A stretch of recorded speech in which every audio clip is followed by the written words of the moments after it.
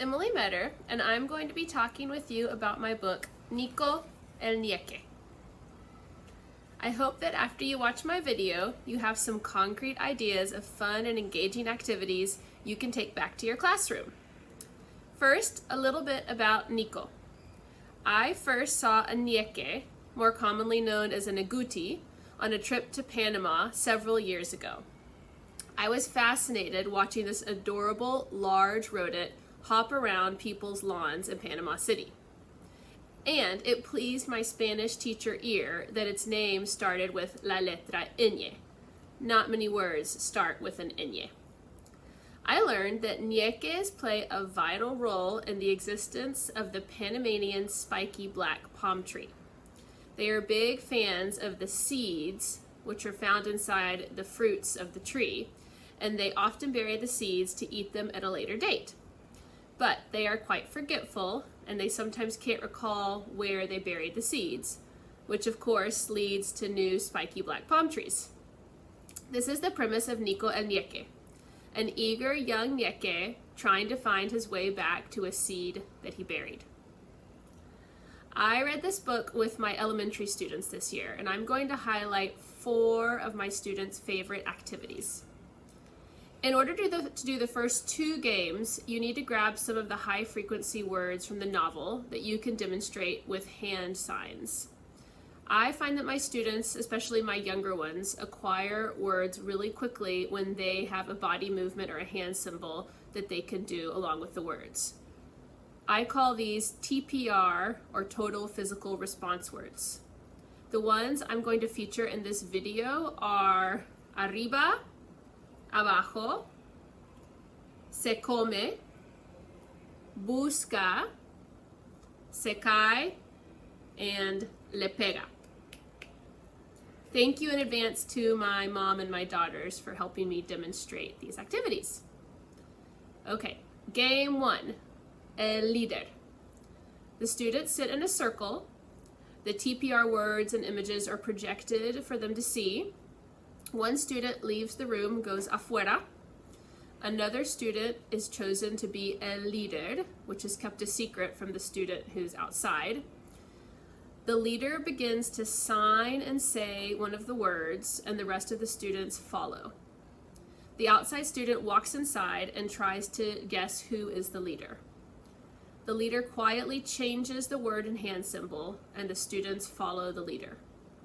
The other student from outside has 3 opportunities to correctly guess the leader. The students usually beg to play several rounds of this game. Okay, puedes entrar. Se cae, se cae, se cae, se cae, se cae. Arriba, arriba, arriba. Se come, Se come, se come, se come. No, qué lástima. Le Pega, le pega, le pega, le pega, le pega. Correcta, muy bien. Ahora, afuera. Ok, afuera. Tú siéntate, Charlie. Un poquito más atrás. El próximo líder es...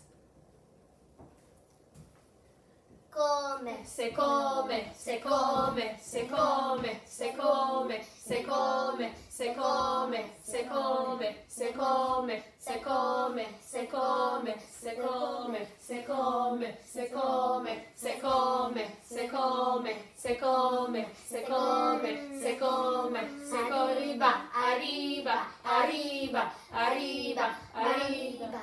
¿Yo? No. ¡Qué lástima! Arriba, arriba. Game 2. Plato. Put students into pairs, standing on either side of a paper plate. Start reciting TPR words, and students must do the action with their hands. Randomly insert the word plato. The first student to stomp on the plate and pull it towards themselves wins that round. We play for several rounds and don't really keep score. It's fun when you speak the words to get faster and faster. Se come, se come, busca, busca, abajo, abajo, arriba, arriba, se come, se come, plato. Muy bien, ok, otra vez. Se cae. Se cae. Le pega. Le pega. Abajo. Abajo. Arriba. Arriba. Se come. Se come. Plato. Game 3. Pull several simple sentences from the novel and divide them each into 2 parts. For example, el ñeque se llama Nico, and Nico vive en Panama. Make sure you choose enough sentences so that each student in your class has a half sentence. Randomly pass out sentence halves to each student in your class and tell them that they must find their other half. I say uno, dos, tres, and then I start a timer. I usually just use the online Google timer.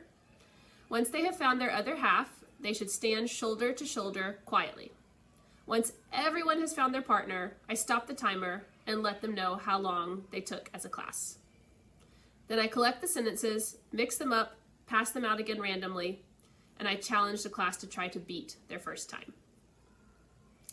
Something unique about this novel is that I've incorporated the tune of the traditional Panamanian song Al Tambor de la Alegría. Every time Nico is looking for his seed, he uses this song's melody.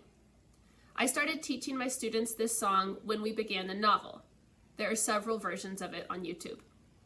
I let them know that it was a Panamanian song, but I did not tell them that it would appear in the book.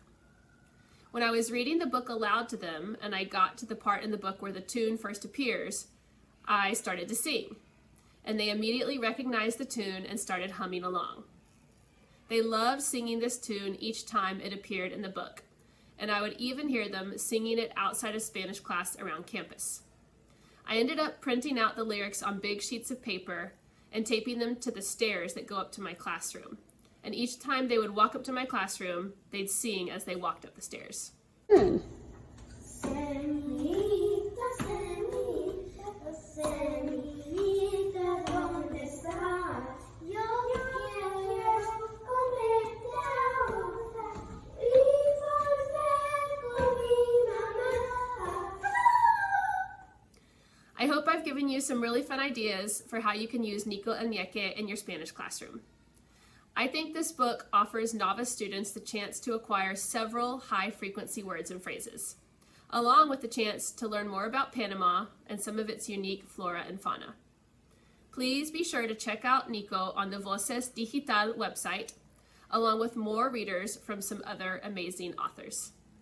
Adios! Semita, semita.